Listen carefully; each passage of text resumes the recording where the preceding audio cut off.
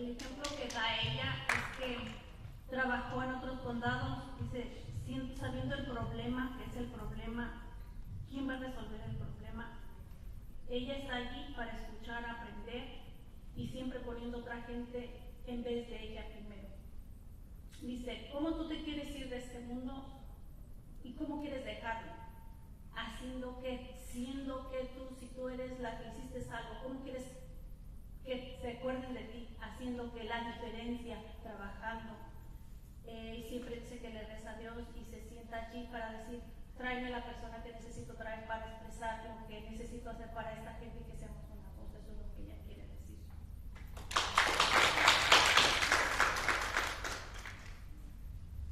Okay, good afternoon. Good afternoon, everyone. I'm so happy to be here, and I'm thankful that you all are here for this conversation. I want to just start by saying every single person in this room is a civic leader. Because when I look at the definition of civic engagement in the dictionary, it talks about caring about public life and improving community. And the fact that you're here means that you are committed to improving community. I got my start back in 2023 when I left corporate America and realized that the greatest return on investment of our time and our money is investing in our youngest neighbors. Our infants and our toddlers are what drive me. So I've been working in the nonprofit sector since 2023. But then fast forward to 2013, my dad and a couple of really close friends just kept saying, you need to run for office. You need to run for office. And I was just like, oh, that's cute. Then 2023 came around. I found myself in North Carolina from Chicago, where I was born and raised. And I couldn't believe what was going on down here. And I said, I have to do something. And essentially, I just called up, Wake County Democratic Party, and I said, I just learned about a man named Mark Robinson, and I need to help do something.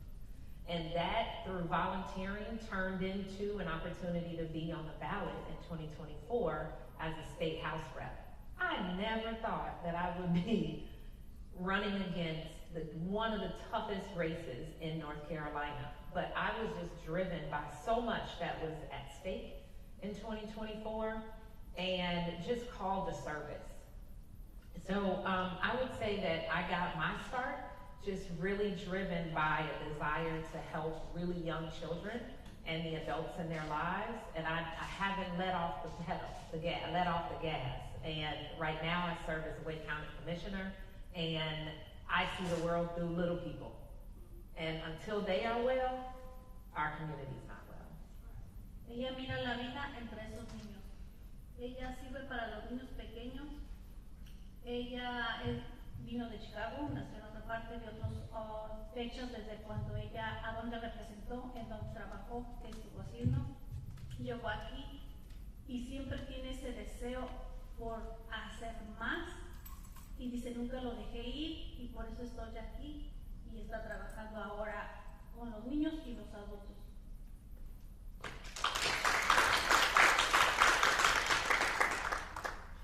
Amazing. So I'm going to move on and go down the road and come back. Okay. So our next question is for our beautiful Latina panelists.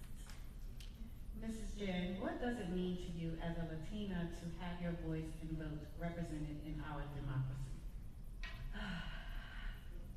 It's a loaded question because I am going to pause for the live interpretation. ¿Qué significa para ti como latina que tu voz, tu voto esté representados en nuestra democracia? Muchas gracias, Elizabeth. It's a loaded question because I do identify as a Latina. However, I do not speak on behalf of all the Latinos. So as I speak tonight, it is strictly based off of my perspective and what I believe in, and Latina is one part of my identity. I also identify as first-generation American. I am someone who deals with mental health struggles like depression and anxiety. I have learning disabilities like ADD and dyslexia. And all of these layers that make me, when it comes to being Latino, using my voice and using my vote to where it could matter, was eye-opening for me as first-generation American. When my parents didn't have the opportunity to use their vote, their voice, and being able to present my vote and say that Latinos are here, we have a voice and we care, and we want to be part of the changes that are coming through our government. So that is how I use my voice and my vote. ¿Cómo va a ser su voz y su voto? Como primera generación de latina de sus padres, ella, con tantos problemas que mencionó que ha habido, como por ejemplo la dislexia y las cosas que se enfrenta uno como mujer, pero dice que ella está aquí para representar ese voto y esa voz por nuestros latinos también.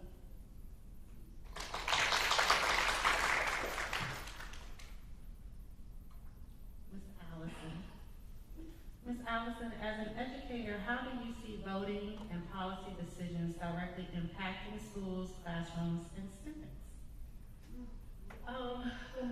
Como educadora, ¿cómo ve que las decisiones de voto y de política públicas afectan directamente a las escuelas y a las aulas y a los estudiantes? So voting and policy decisions right now are making a major impact on our education system. Honestly, trying to dismantle it at its core right now. And so as we are deciding who to vote for, knowing that the entire policy, again, the system of voting, it impacts the whole ecosystem.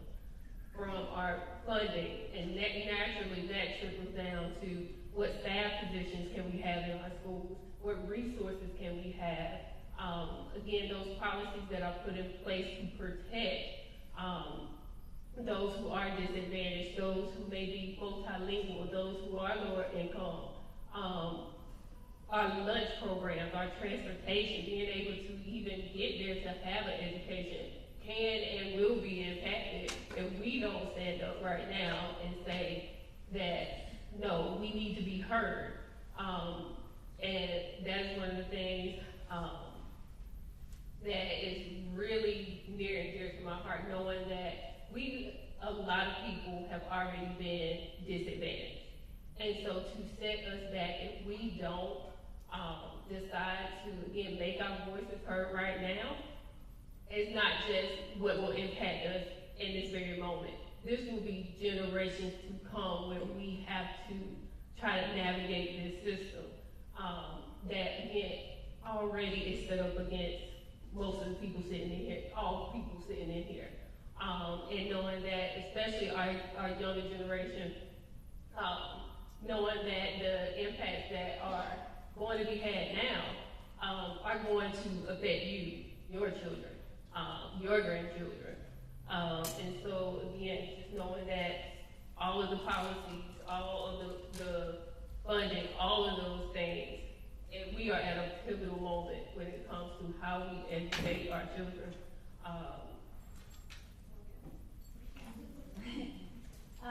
Dice que está aquí, dice también que ustedes están aquí. Tienen que tener un voz y un voto. El ejemplo que da ella es de, ustedes saben cómo está afectando a nuestras escuelas, cómo las cosas de las escuelas, tanta póliza, tantas reglas, tantas cosas, y no solo afecta a unos, a los pobres, a los que están de bajos ingresos, afecta ahora los hijos, los nietos, afecta a todos. Entonces estamos aquí y que por favor se paren y levanten para su voto.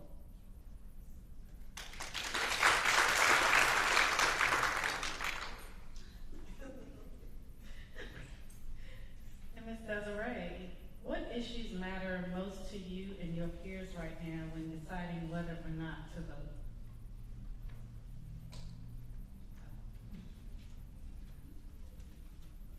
¿Qué temas son los más importantes para ti y para verdad al decir si voy a votar o no. Hi. I think one of the main issues that matter to my peers when it comes to deciding who to vote for is, will we be taken care of? Will we be taken care of financially, emotionally, mentally? I know a lot of people around my age are struggling in ways that wouldn't make sense to most people, because it's like, you got a lot of people that are 20 and 21 and they're worrying about things that we feel as though we're not supposed to worry about until we're like 40.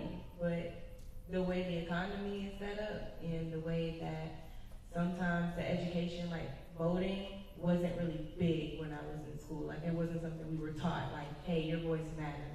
This is how the government is set up. This is how this works. We weren't taught that. So now we're at an age where we have like social media that's showing us things that we didn't know that we can have an impact on. We didn't know that, oh, we got together and talked about this with our higher ups, with people who run our community, we can have an effect on this.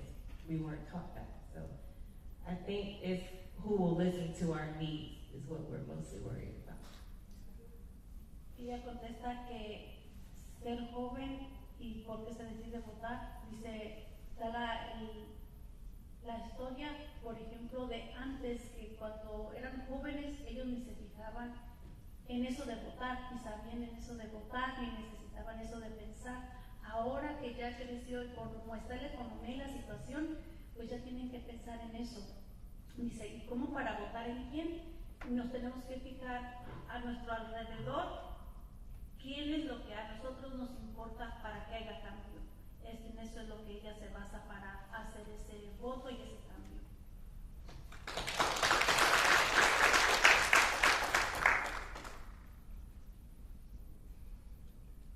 This is really good. I hope that everyone is really getting into it. Please, if you have any questions, keep them to the end. We may have time. Our next question for our civic panelists, I'm going to start with Ms. Lillian Davis. What do you see as the most pressing issues women are facing today, and how do those challenges show why it's so important for us to be engaged in our community?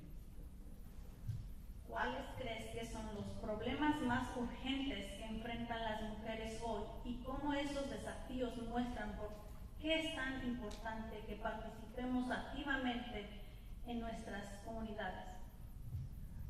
What I see on a daily basis is that we're there for the ability to speak. So when we're in a room, we're there to have a face and a representation for a certain model, but the ability to give our expertise and our opinion is being silenced. So I deal again with mental illness or mental health. And so when I come as the expert, you ask me the statistics, I know them, I study my craft, I'm in the community. But when I give it to you, you can't absorb it. So am I really here to give you what you need, or am I here to be just a representation that you had me at the table? So I think it's no matter how we come prepared and ready to do what we are called to do, it's not enough. So I remind myself of that, but it's not about them, it's about us still being there. So I find just sometimes being that 10% or that represented is what I'm having to fight for before I even sit down. So like today, I'm at the General Assembly fighting for Medicaid. So when I tell you mental health affects more than just a diagnosis, it affects everything. So we're already fighting for people not to have medical services. Now they can't get their mental health services versus not getting medical care, and they're having to make a decision of, do I pay my rent or do I go get medical care? So when you put those type of disparities, and I'm telling you, if you don't understand where I'm coming from, you've done the data set, you've done the research, then why we're here? Do you really want to address this disparities, and do you really want to make a change? Ella es lo que da el ejemplo de a veces uno se prepara para hacer lo que va a hacer, pero nunca es suficiente para otra gente lo que se preparó. El estar a veces aquí presente, está aquí para hacer el cambio o nomás por estar aquí. Da ejemplos de mentales de cuando trabajó y trabaja en cuando tiene un problema de resolver, si es más importante pagar la renta como familia o ir al doctor. ¿Cuál es el más importante para hacer? ¿Pagar la renta o ir al doctor? Da esos dos ejemplos y dice, esos son los cambios que hay que mirar y hacer para nuestra comunidad.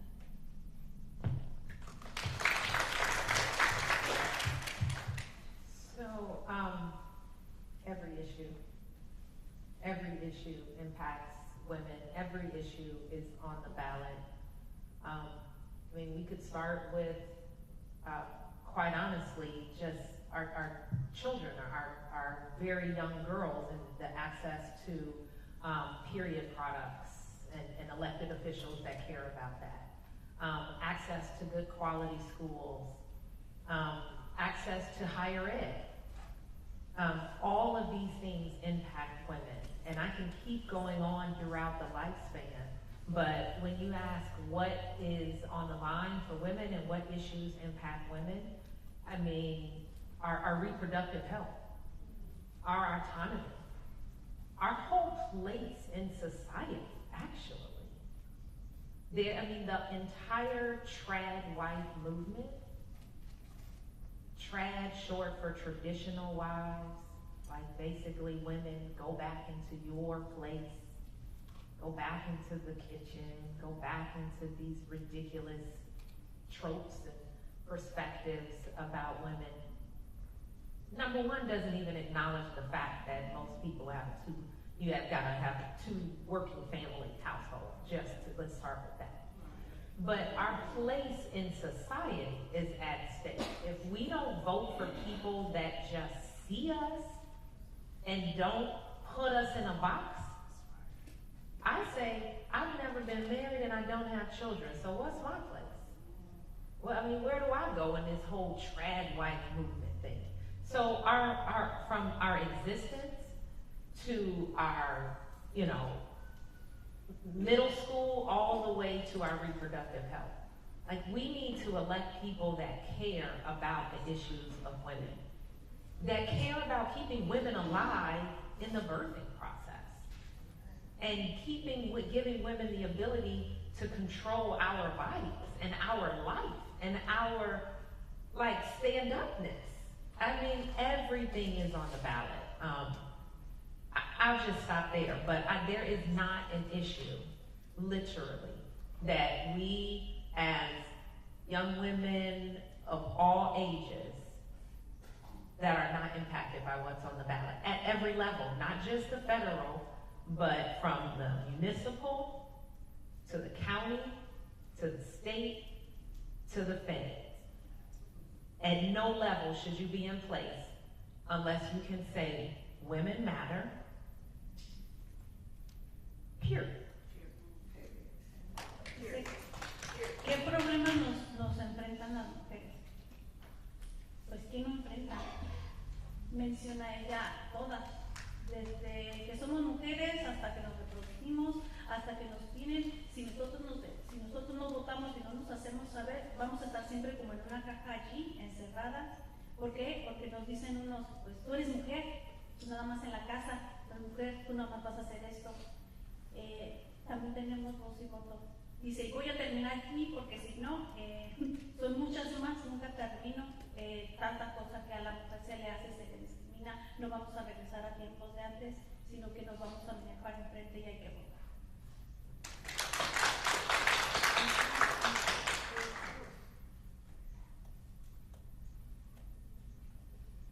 All right, Ms. Jane. Language, culture, and immigration status sometimes create barriers to civic participation. What steps can we take to make the voting process more inclusive? A veces el idioma, la cultura y el estatus migratorio crean barreras para la participación cívica. ¿Qué pasos podemos tomar para que el proceso de votación sea más inclusivo? I would have to say I wholeheartedly believe it starts with trust. When I think about my community, Latinos, and we think about governance, a lot of the times we go back to what did our parents say, what did they hear, what did they experience in their own country when they think about governance. And a lot of the times there wasn't democracy for them. It wasn't safe for them to be able to speak their mind be able to push against what they needed as a community. Which then brings us to the US, and as they get acclimated in their lives, where the language isn't the same, that there isn't representation within the governments, they don't see themselves. So then how do they feel that they belong? How do they feel that they're included when these types of events aren't given enough? It's if we continue to provide this type of safe space where language is inclusive to our Black and brown folks here, this is where we create the vulnerability. This is where we create the safety, maybe even familiarity of what they felt like community. So efforts like this is what's going to start doing trust, and this is what brings the Latino community to feel that they can have a voice and their voice actually matters. Ella dice que es la confianza. La confianza, ¿por qué la confianza? Porque dejamos nuestros países donde quiera que cada quien sea, o sus padres de ustedes o sus abuelos, dejaron ese lugar donde eran para venir a otro lugar totalmente diferente, con otro idioma, con otro lenguaje, totalmente con otra cultura. Llegamos aquí y no sabemos nada, empezamos desde cero y no hay confianza porque no conocemos. Estos eventos a veces siento que no son suficientes porque ocupamos más de estos eventos donde la gente necesita estar aquí y representar para que empiecen a tener la confianza. Esto es por donde tenemos que empezar para que haya confianza.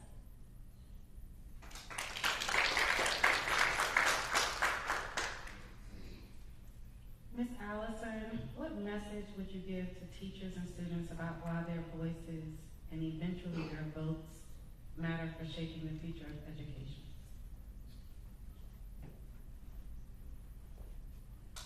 ¿Qué mensajes le darías a los maestros y a los estudiantes sobre por qué sus voces y eventualmente sus votos son importantes para formar el futuro de la educación?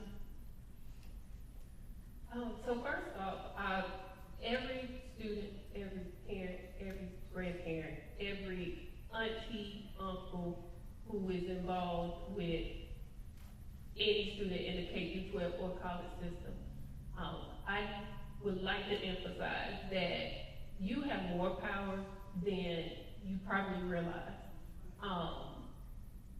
especially now in this environment, because one of the I guess more positive shifts in education as of recent is that you have choice. There are multitude of schools like mine that are coming to community. And so schools have to work for you.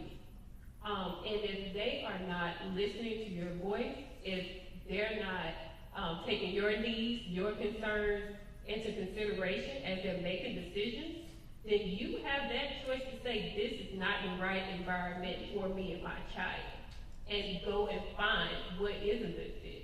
Because there are plenty of schools who are developing now who want to hear their voice, who want to take the community and the individuals into consideration. So even though I feel like we have definitely been trained to think that, hey, this is the school I'm district for, this is my only option, know that you have options. You do. And that is one of the things that, again, and my kind of path here in this community, knowing that you are going to have an option here that truly wants to take care of you. Kind of like what Desiree mentioned earlier, is that we want to hear exactly what you need and meet those needs. And so just knowing that students and teachers, those votes are going to matter in the long run. Because again, if you are voting in individuals who have shown that they do not truly value education, because there are plenty of people who are on social media who will have the flyers out that say, no, I'm all for public education, I'm all here for this and that and the other. But if you look at their track record, you see how they voted, you will know that they are not truly for education and education for all.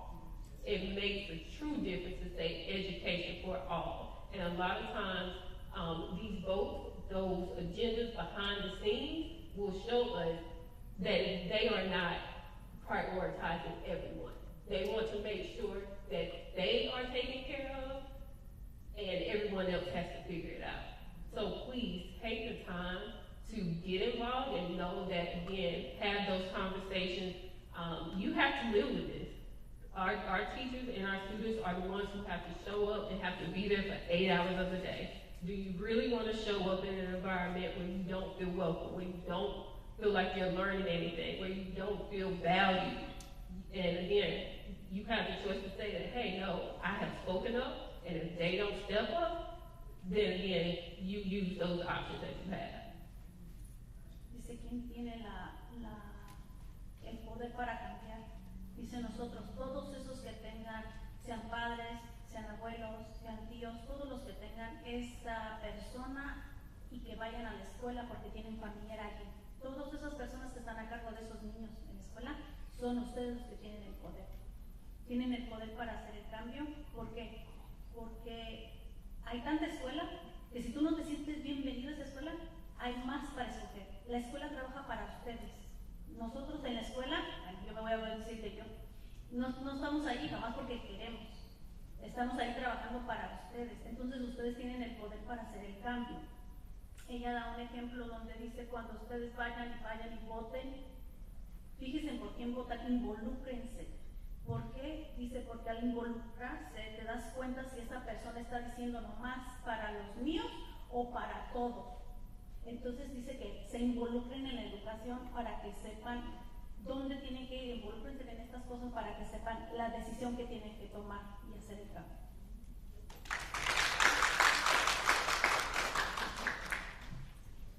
So, Ms. Desiree, how do you think young voters can shift the direction of our communities and our future? ¿Cómo crees que los votantes jóvenes pueden cambiar el rumbo de nuestras comunidades y de nuestro futuro? My mom tells me all the time, well, Desiree, you can do anything that you put your mind to. And I was 19 or 20 when I did my first back to school event, and then I did a litter sweep, and then it like really showed me like, just because I'm young doesn't mean I can't get people to listen to me, you know? And I feel as though I had Commissioner Amber and Commissioner Miles really, they were leaders that listened to me when I went to go speak at Town Hall. And I was like, hey, I'm trying to help this, I'm trying to do this, I want to get kids involved with this. And it's like, when you see other young people doing things or people that look like you, it makes you feel like you can do things. I had kids at the Boys and Girls Club tell me like, hey, Miss Des, I wanna do something like that when I get old enough. I said, you're old enough now. You can do it now. I'll help you. It's just having those people in your community that can help you, and like you said, having people that look like you, that sound like you, that have been where you've at, it helps. And young voters, when you take the time to sit down and say, well, what do I want? What do I want my home to look like? What do I want my city to look like? And you have other people and you get together, it really does make an impact. Young people nowadays don't see how much of an impact that they actually make. It's they can make a trend out of nowhere. You can make a TikTok dance and it go viral. It's just changing what you want to go viral. If that makes sense. Ella menciona que lo que hace cambiar el rumbo es lo que te enseñan, la gente que está alrededor. Por ejemplo, ella mencionó a su mamá, el ejemplo que su mamá le dijo, y creo que eso es lo que dicen todas las mamás. Cuando lo que uno, si tú quieres, tú puedes. Es el apoyo, la gente que tiene alrededor. Mencionó un lugar que dice los comisionados, ciertos nombres de comisionados que mencionó. Más, por ejemplo, es uno, mencionó que cuando está ahí al lado, y ella habló allí en el town hall y dijo y expresó, dice, lo que pasa es que cuando uno es joven siente que no tiene ese poder para hacer un cambio. Dice, pero ¿cuántos de esos niños no hay hoy en día que pueden hacer cualquier cosita y la ponen en el social media y de volada se hace muy viral y se hace re bien? Entonces dice, hay otra niña que me dice, yo cuando crezca quiero ser así y así como tú, o así como hiciste esto. Pero no esperes allá, ya lo pueden hacer desde ahorita y con el apoyo de la gente que tiene alrededor uno lo puede lograr.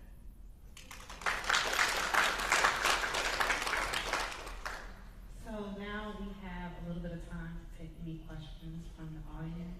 If there is one, we have probably questions for me. We probably have time for maybe 3 questions. Just come on up. Okay. Sorry, I was writing notes and writing questions on the way. That is perfect. I did not write who was talking when I wrote these notes, but can I just go ahead and say the first question? I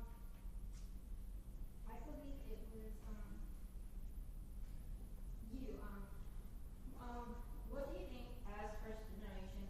What can we do among that to build trust among us and as awareness? Because I know most, at least for me when I'm out there, I know a lot of people believe that just because one person isn't enough. And what do you think we can do to fix that, to build that awareness that one voice does matter, and that one voice can build that trust? How can we build that trust among our communities? Le pregunta, les preguntas ahora y la pregunta que ella le está preguntando a Jen, creo es cómo tú vas a hacer que confiemos, cómo vamos a confiar. Si dices que la voz ayuda y la voz es con nuestra voz, ¿cómo vamos a hacer eso?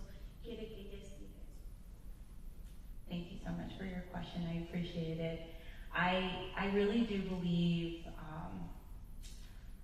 a lot, just in the sense that I've been hearing the women around me, children, the youth, the access that they already have, which is just in the tip of their fingers, their cell phones. It's going to be able to help us really remold what we think government is. A lot of the times, because at least in the Latino community, we don't have a lot of awareness of what is government, what does that government for our local communities even look like? And we don't know who to ask those questions. We naturally just feel a little maybe shame, embarrassed. We need to dismantle that. And it can start with leaders like yourself, right? You attend Wake Tech, studying criminal justice, and you understand the importance of community working with the legal system. Awareness. That's where I would just say you have to plant the seed of awareness. And in our community, it's going to have to be come to events like this. Come to the town halls. Maybe just because I saw Jennifer there, she kind of looks like me. That's representation. Maybe it's safe. I welcome you. And if you do want to learn more, whatever you learn, they have the same, reach one, teach one. So it's the same thing for us. We have to be able, as a community, start somewhere and be able to say, you know what we've learned, let's unlearn and create the government that we deserve. Empezar con para agarrar esa confianza, empezando con estos eventos. Si ves allí, por ejemplo, ella dice, si me ves a mí en el town hall, tú la ves allí, pero ya a lo mejor ya no tienes confianza y por allí empezamos. Que vengan de poquito a poquito, como la muchacha está estudiando y le comento eso también. Dice, tenemos que ver qué es lo que tenemos alrededor para hacer el cambio que queremos ver nosotros en el futuro, ¿me entienden? Dice, están todos los niños con el celular y con otras cosas que hay tanta cosa ya hay allí, que también pueden venir estos eventos y empezar por aquí.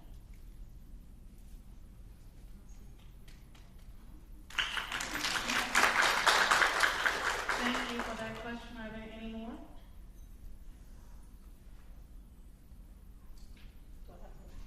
If you could, and I'm sorry, I forgot to say, if you don't mind, just give us your name and then ask the question.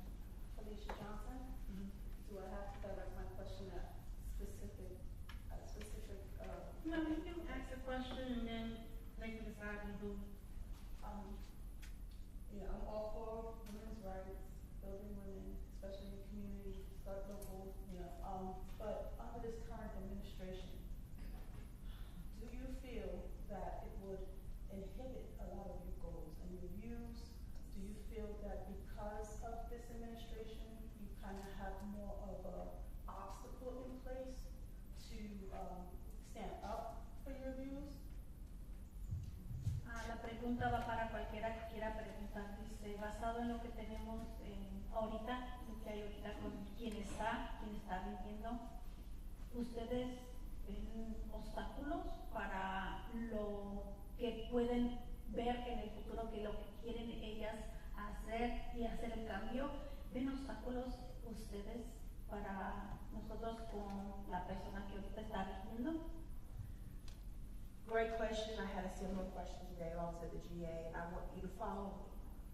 When you look back in history, ask yourself as you look back through all of the presidents that we've had, how many have really been for us? We were a community, regardless of what odds were against us, we united. We were relentless in our efforts. The odds have not always been in our favor. There's not always been a Joe Biden or a Barack Obama, but we made it work. That Montgomery bus boycott, think about history and how we didn't have a blueprint and how many slaves did she free. So we have to go back to that type of temperament. Stop arguing, stick together, and unite. We did most of these decisions, and we changed the paradigm of this history by sitting at a kitchen table with a candle. So that's the type of fire that I tell young people that we have to go back to. We cannot sit around and wait. We were out there with signs where we had to write them with a marker. They were printed. So that's the type of relentlessness that we have to go back to. And there's not going to always be an immediate response, but we have to continue to fight. We cannot get, she and I talked about, complacent, and we have. We've gotten complacent. We have gotten relaxed. We've been able to accept no and go sit down. We used to wouldn't take no. We would go back and say, well, if no, tell me why it's a no. We had to have answers for why we were being pushed aside or pushed away. So I think if we change our mindset and our fire and put it in the right resources, nothing can stop us. Dice, ya da ejemplo de años pasados con otros presidentes y dice, ustedes saben cuáles presidentes han hecho por nosotros y cuáles no. Dice, las cosas no han sido fáciles, pero como quiera estamos allí para pelear. La última cosa que me gustó mucho que dijo fue, te dicen que no, pero ya ahora podemos decir, ¿y por qué no? Y tenemos que seguir batallando y averiguando, investigando y trabajando en eso.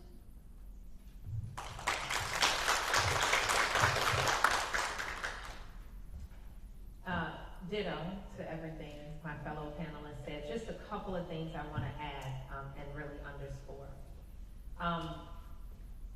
They are trying to scare people. They are trying to confuse. So when we become scared and allow ourselves to stew in confusion, they win. And dice, eso me gustó, dice, ellos quieren asustarnos. Ellos nos quieren asustar para añadir unas cosas más de lo que ella dijo, eso es lo que está diciendo. And I don't know who said this, but some rapper or some artist said, I'm going to use your hate as motivation. And when I look back, we were talking about this earlier. For my generation, I don't mind sharing my age. I'm 47. And life is, you got the 90s, you got, all these other, just this sense of comfort. I went to HBCU. This is our fight. I've never had a fight in my life. This is our fight. But when you look back at every other generation, they had a fight. So we just got to shake off this comfort that I personally have felt and realize I do need to protect myself. As an elected official, unfortunately, there are more guards in our county commission boardrooms than they were when I first started. So we do have to protect ourselves.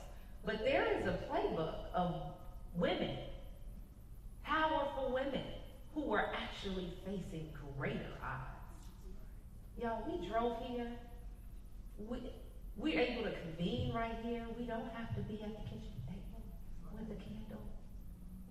So I love that question, and I think we should keep asking, and we should keep telling people, this is the fight of our lifetime. And we will use their hate as our motivation. And we will overcome and overcome again. Usaremos ese odio para nuestra motivación. Eso fue lo que dijo un cantante. Usaremos su odio para nuestra motivación.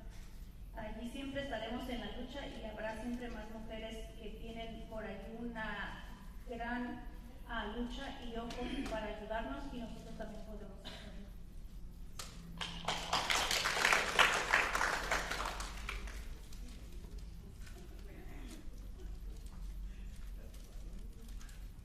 Awesome. Do we have any more questions? One more? Yes, sorry. Hold on just one moment. Let me get her right quick. Ok, buenas noches, gracias por invitarme. Bien. Bueno, solo quiero decir solamente es un refrán griego y que es muy sabio. Voz populi, voz Dei. Quiere decir la voz del pueblo es la voz de Dios.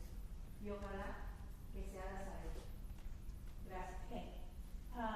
One thing that I want to mention, ¿me puedes repetir otra vez? Voz populi, voz Dei. The voz populi, the voz Dei. Dei. Dei. Voz populi, Voz populi, voz Dei. voz La Dei. voz del pueblo That means the people voice es la voz de Dios. is the voice of God.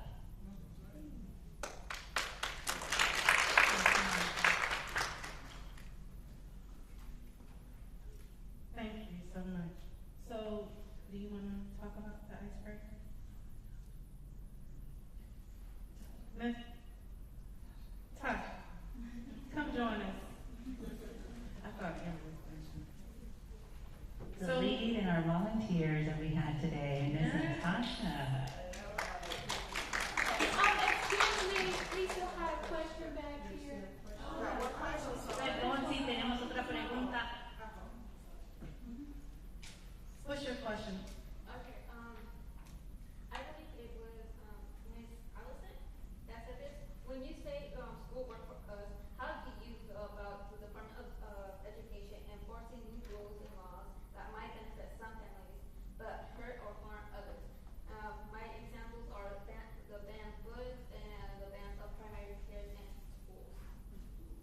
Cuando dices que la escuela trabaja para nosotros, a la señorita Allison, ¿cómo dices que eso funciona? So can you say your last part again? I missed your last part. You said, I can repeat my question. I said, when you say school work for us, how do you feel about the Department of Justice enforcing these new laws and rules that might benefit some families, but families' beliefs and wants, but might hurt others, and might harm or hurt others? My examples are like the abandonment of books, the abandonment of primary care in schools. So how do you feel about that? that is exactly why we are sitting here today, because that should never be the case where a policy uplifts one but diminishes another. Because again, most of the policies that have been put in place are to give us an equal playing field. Knowing that again, our minority populations, we are yards behind our counterparts. And so those policies should not be in place that disadvantage us. And so again, while we're sitting here, that's where our votes come in. Voting for those individuals again who value us, value equal education. Again, sorry. I in education see all the time. Everybody loves to preach about equity. You see the word everywhere. But when it comes to making policies and making decisions, that word is nowhere in sight. And that's where you decide to hold people accountable. because it's not hard in a lot of these decisions to see that everyone wasn't considered. All of the needs across the board weren't considered. And so if we sit to the side and just allow those policies to stand, then we are okay in what they're doing, when we all know that it is truly not okay. And so in regards to, you know, some of the different curriculums or banning things, that's where outside of your school system, you can go and still be able to access a lot of things. That is one of the great things about the internet, the local library. If those things are banned, they're usually banned for a reason. And so those are the things that you need to be looking for. Like, why are you banning these things? What do you not want us to know or not want us to understand? How does this unlock the next door for us? Because again, everything has a motive, especially in education. Everything has a motive. So again, finding those ways around those. Because again, if you sit complacent, nothing's going to change. You're not going to get that knowledge. You're not going to get that understanding. Those policies are going to stand, and we just have to live with them. And that's not something that I know I want to live with. So. Es la póliza por la que estamos aquí. La póliza para cambiar eso. Porque la póliza, si ellos hacen las cosas en la póliza de la educación como ellos quieren, uno nada más sigue las reglas de esa póliza. Pero si uno está aquí y para cambiar esos libros es por eso. Dice, no hay igualdad, y tú lo puedes ver. Dice, si nosotros no cambiamos esas pólizas, y eso seguiría así, entonces nosotros tenemos que hacernos escuchar. Y eso es lo que dice ella sobre la educación.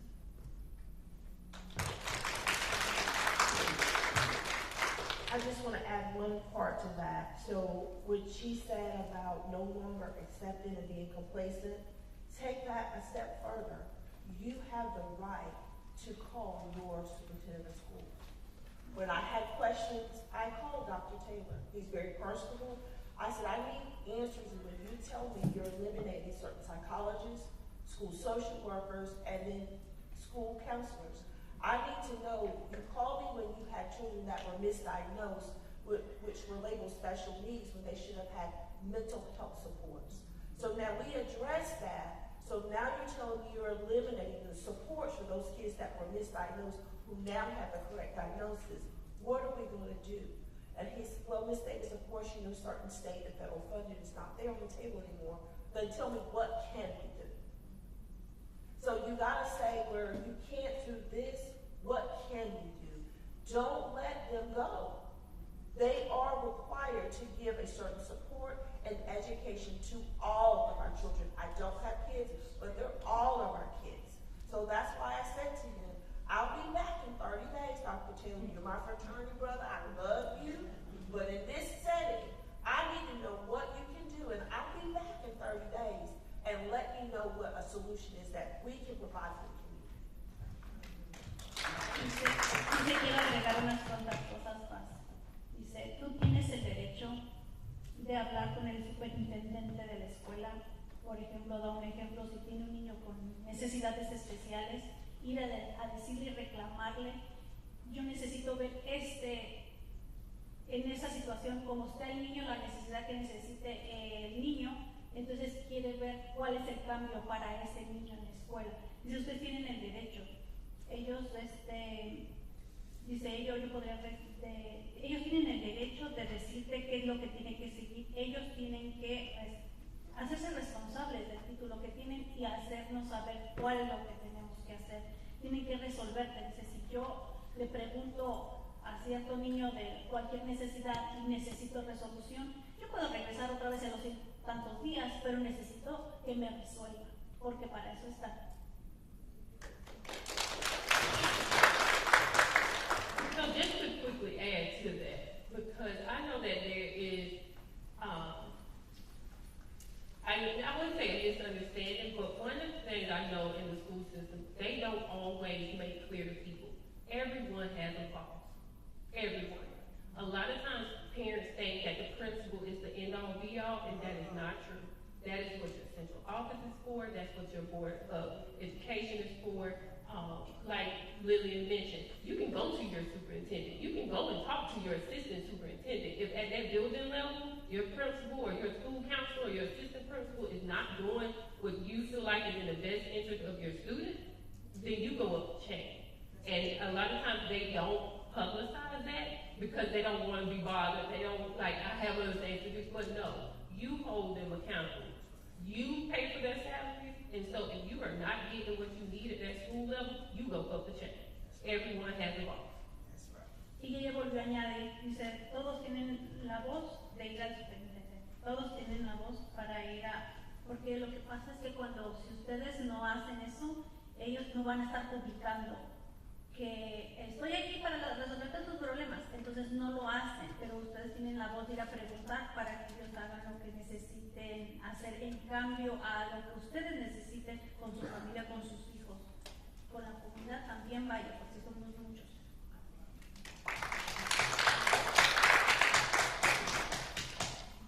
Okay, if we've answered all questions so far, we will be, after we end, there will be more time for you to network and ask questions directly if you do need to do that. We're going to turn this over to the top. Good evening, everyone. When you first came in, we asked that you participate in our icebreaker activity. We wanted to gauge a consensus of why people voted or why they were hesitant to vote. A women's vote is powerful, and something that connects us all here today is our voice and our vote. And so when we look at these boards, what I find that we all have in common while we come out and vote, and I actually have to write it down because I wouldn't remember, is because our voice matters, right? And we choose to use it. And we want to make a difference for our community and for our children. But I did find that a few people were hesitant to vote because they don't trust politicians, they don't trust the candidates, and we have to start holding them accountable. It's very important to start holding these candidates accountable, these politicians accountable. Our voices are important to us. I remember at one time where, well, I can't remember because I'm too young, but there was a time where women couldn't vote, and our voice didn't matter. So every voice is a vote, and every woman raises our voices together so we can make a change in our community. So every woman here, whether you're voting for the first time or the 15th time, I just want to say our voices matter, your stories matter, and our votes matter.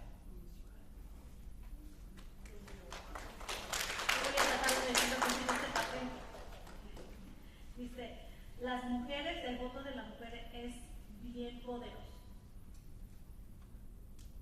A veces nos conectamos todos los días con nuestra voz, pero no lo sacamos, nada más nos encerramos. Había un tiempo donde la mujer ni podía votar. Cada persona, cada individuo tiene ese derecho de votar y puede votar. Su voz es valuable. Y juntos podremos hacer el cambio, no solo para nosotros y nuestros familiares, sino para la comunidad también.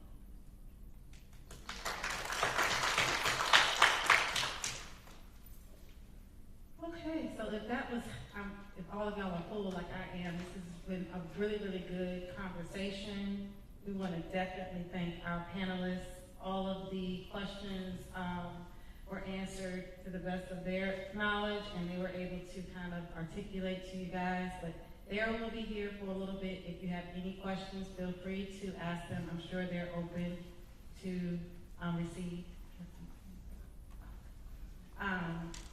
As you don't know, we do have some cake and punch in the back. We also have, of course, the meet and greet with the panelists. Please network amongst each other. If you see a friend, thank them for coming and support. Yes, I'm sorry. For those of us who came in a little tardy, would you mind just really quickly reminding us who's on the panel? Sure can. And their role, just who they are and how they serve. You can. That would be so helpful. Yes. Good evening. I'm Lillian Davis. I am the Director of Public Policy and Advocacy with NAMI North Carolina, the National Alliance on Mental Illness. Thank you for being here. I am Sophia Jackson, which, by the way, Sophia is the most common mispronunciation, but it's okay, because I like that image of like, I got a lot of fire in my belly. But my name is Sophia Jackson, and I wear two hats. I work as a Chief Strategy Officer and Vice President at a statewide nonprofit that does early childhood work, and I also serve as a County Commissioner for District 2, which includes Garner, Fuquay, Holly Springs. Yes, and that's it. Thank you. I'm Jennifer Acevedo Holmes. I live in Zebulon, and I, full-time, I have a 9 to 5 where I work for headquarters of Stanley Black & Decker, which is a tools company, and I'm in the DEI space. And then on the side, I have a nonprofit called Community Culture Celebrations. One of our biggest initiatives is really just to be a bridge maker for the Latino community in the town of Zebulon. And on the side, I also am an entrepreneur where I am actually getting ready to launch my business that is in regards to public speaking, workshops, and also coaching. Hi, I'm Allison Brown. I am the founder of Bettis Academy, a up-and-coming charter school that will be coming to the Zebulon area. We'll be a K-12 school, hoping to open up in 2027. I also am the founder of More to Higher Ed Counseling and Consulting, helping families with college planning, specifically with dual enrollment and scholarships, hoping to get students into college with as little debt as possible. For the 9 to 5, I do that same work. I'm a college liaison at a charter school out in Stanford. I'm Desiree Blakeney. I am a U.S. Army soldier, and I am also Commissioner Amber's favorite youth advocate because I help do youth community events around the city of Zebulon, and I'm also the MMC's daughter.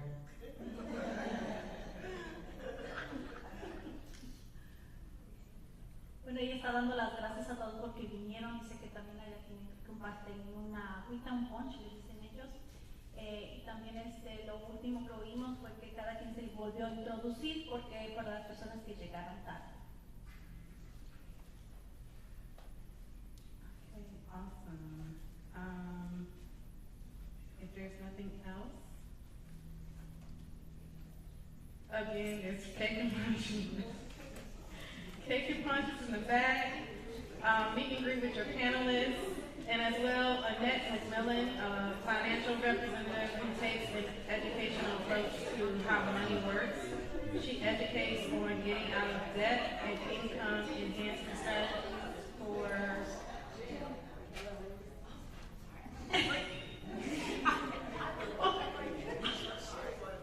she was ready for the cake.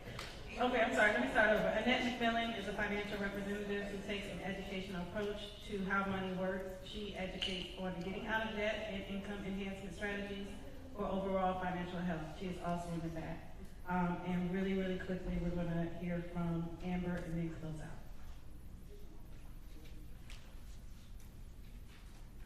Dice que al final pueden hablar con las finalistas, ¿eh? Well, I'm full. I am completely full and blown away. There's so much that I could say, so I'm going to say a little bit. First of all, again, thank you guys so much for coming out. I am thrilled beyond measure. This turned out far more than what I thought. In putting this together, I just wanted to create a safe space to allow us to come together as Black and brown women, like I said before, to really just talk about the importance of voting and civic engagement. And you guys often have the opportunity to hear from me, whether we're on personal conversations or you come to the boardroom and you engage with us on the commissioner board. And on that side of things, I can go ahead and tell you, it's a challenge. It is a constant challenge. And if you watch social media, then you know what I'm talking about. There are people out here who do whatever they can do to shut us down. And since I've been in this role, I have learned as a Black woman that most people think that my opinion, my vote, does not matter. It does not count. And they will do whatever they can do to try to tear me down. But it is my job and my mission to continue on the work and the fight, the reason why I wanted to become an elected official in the first place. It is to be the voice of the people. But I wanted somebody here outside of me to speak tonight because I want you guys to understand that the work that I do is minimal compared to what so many other people do. And so I'm grateful to each and every one of those panelists. I reached out to each one of them and asking them to be here, and every single one of them, without hesitation, said yes. And I'm grateful, and I hope that through what they said tonight, you understood why they were the ones that needed to be here. The representation that they have, the knowledge that they have, to invoke you, to vote, to understand that what you're voting for is not just what's happening here in the town of Zebulon, but what's happening in Wake County, what's happening with our youth, what's happening with our Latino community. So I implore you, please get out and vote. November 4th is big for us here. We have Bible candidates that I need you to pay attention to. Because I'm going to be real honest with you right now. This town can go in one way or the other. What is happening on a federal level, I'm here to tell you it's happening on a local level. Okay? I'm in the fight. And there are many days that I go home and I'm teared up. I read what they say about me and my fellow board commissioners, and I'm frustrated, and I'm aggravated, and I'm irritated. But the question that you asked earlier meant so much to me because it's a challenge, but it makes me fight harder. Right. So understand that even though they might try to tear us down, we're going to keep going. Because I know that this is a mission that is not just about me, but it's about each and every one of you. So I plead you to pay attention to this election. Because there are people who are running who are not for you. And I don't say that lightly, and I'm saying that boldly. So I'm grateful for you to be here, for you to take the time, for you to listen, to understand, and to engage. I implore with you to talk to each and every one of these ladies, that when they go back, if you have more questions, please ask me their contact information. Again, we have somebody here, she's Miss Annette for Financial Guru. I'm going to tell you, as sister, I need advice, because I can shop in a minute, stress. So please get it. I want to thank each and every one of y'all for taking the time to be here tonight. I want to thank my team. I hope y'all understand this was not a one-man show. I literally had a team, so I'm so grateful for you guys to be here, for y'all to put in the work. Please greet them as well and thank them, and thank you for being here. My charge to you is when you leave here, please understand that you have a purpose. And whatever God has put inside of you, I promise you it is to affect somebody else. It's more than just voting. It is about getting involved in your community, whether you reside in Zebulon, wherever you are in Wake County, or further out. Please, whatever it is that's inside of you, use it so that God can use you to bless other people. So thank you so much for coming out, and thank you for making this a success. Appreciate it.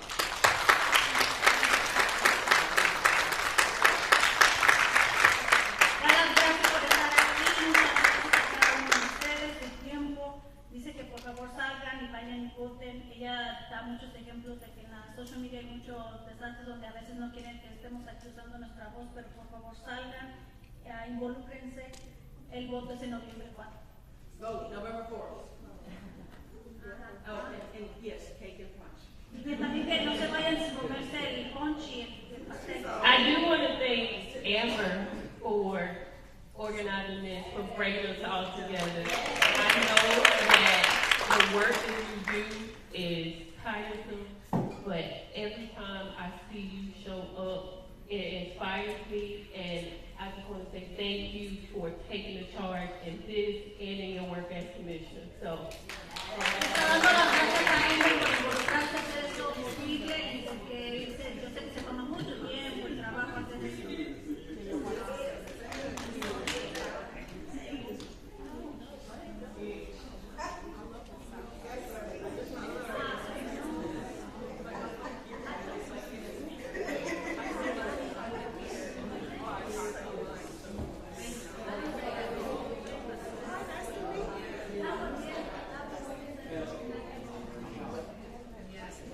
Ma'am.